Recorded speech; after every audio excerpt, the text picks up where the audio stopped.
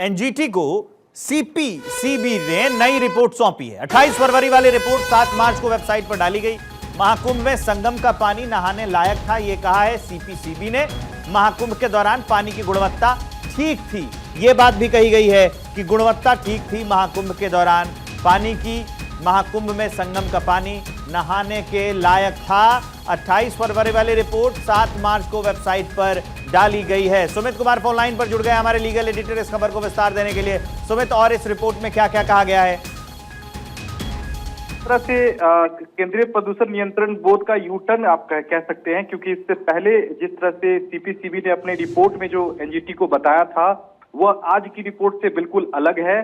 पहले कहा गया था कि जिस तरह से प्रदूषण का जो लेवल लगातार बह रहा है, वैसे प्रयागराज में कुंभ के दौरान पानी नहाने के लिए पानी उपयुक्त नहीं था। लेकिन अब नए स्टैंड में सीपीसी ने नई रिपोर्ट जो है वो एनजीटी की वेबसाइट पर अपलोड करके ये जानकारी दी है कि नहीं, महाकुंभ के दौरान जो है वो पानी जो है नहाने के लिए प्रयुक्त था। तो निश्चित तौर पर कहीं ना कहीं सीपीसीबी की जो स्टैंड में चेंज आया है और अपने नई रिपोर्ट में जो है जिस तरह से खुलासा किया है उसमें सीधे तौर पर कहा गया है कि प्रयागराज में जो महाकुंभ था उस वक्त पानी में इतना ज्यादा प्रदूषण नहीं था जो कि नहाने के लिए प्रयुक्त ना हो।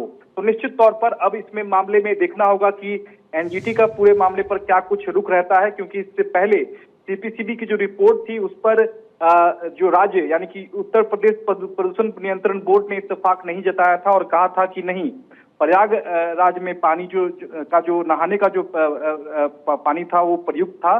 कहीं ना कहीं दोनों राज्य सरकार और केंद्रीय प्रदूषण नियंत्रण बोर्ड की जो रिपोर्ट में काफी अंतर आया था। लेकिन अब केंद्रीय प्रदूषण नियंत्रण बोर्ड की जो नई रिपोर्ट में जिस तरह से खुलासा हुआ है उससे साफ तौर पर समझा जा सकता है कि अब खुद केंद्रीय प्रदूषण बोर्ड जो है ये मान रहा है कि महाकुंभ में जब पानी का जो था वो नहाने के लिए उपयुक्त था। तो अब ऐसे में इस रिपोर्ट पर एनजीटी क्या कुछ संज्ञान लेता है, यह भी देखना बेहद अहम है।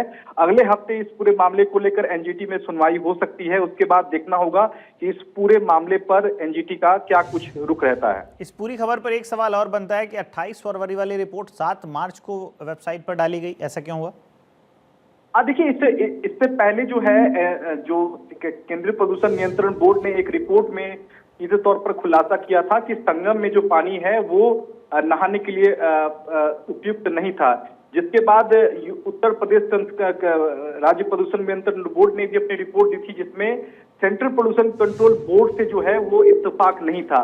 तो अलग अलग रिपोर्ट थी। पहले केंद्रीय प्रदूषण नियंत्रण बोर्ड ये कह रहा था कि पानी उपयुक्त नहीं था, लेकिन अब जो कि 7 मार्च को नई रिपोर्ट दी गई है एनजीटी की वेबसाइट पर, उसमें अपने रिपोर्ट में कहीं ना कहीं सीपीसीबी ने करेक्शन किया है और ये एनजीटी को बताया है कि जो पहले की जो रिपोर्ट थी उससे हमने स्टडी की है और हमने पाया है कि जो पहले की रिपोर्ट में जो आंकड़े थे वो अलग अलग थे, लेकिन अब जो हमने डेटा को कलेक्ट किया है उसमें हमने पाया है कि महाकुंभ के दौरान संगम का जो पानी था वो नहाने के लिए उपयुक्त था और उतना ज्यादा प्रदूषण नहीं था जो कि हमारे पहले की रिपोर्ट में था।